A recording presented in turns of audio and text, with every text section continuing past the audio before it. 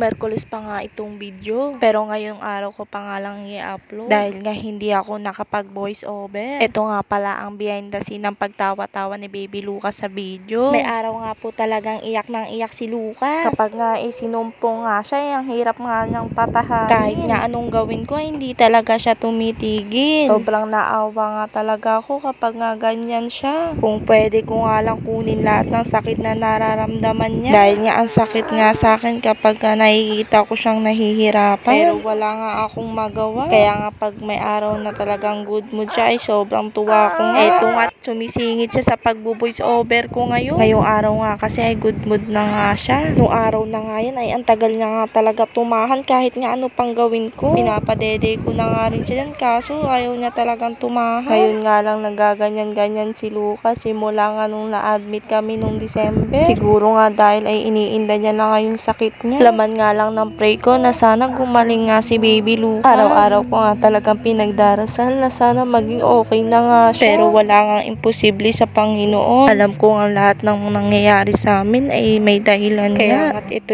nagpapatuloy lang kami. Kung alam nyo nga lang kung gaano ako na-stress. Pero hindi ko nga yun pinapakita kahit nga kanino. Dahil nga ayoko nga maging mahina sa harap ng iba. Sa 100% nga na problema ko, 10% nga lang yung pinapakita at sinasabi para nga sa may mga mabibigat nga na problema ay laban nga lang tayo. Hindi po tayo papabayaan ng Panginoon. 6 PM na nga nung nakatulog nga si Baby Lucas. Hindi ko na nga siya naayos dyan at baka nga magising pa. At saktong-sakto nga dumating na nga itong partner ko. Ito nga po palang partner ko kapag nga nakikita niya akong hindi okay. Kung ano-ano nga ino-offer niya para nga gumaan-gaan nga yung loob. Minsan nga ay nag-aalok nga yan ng mga gusto kong kainin o kaya ng masahe. Hanggang dito na nga lang muna. Salamat sa panonood.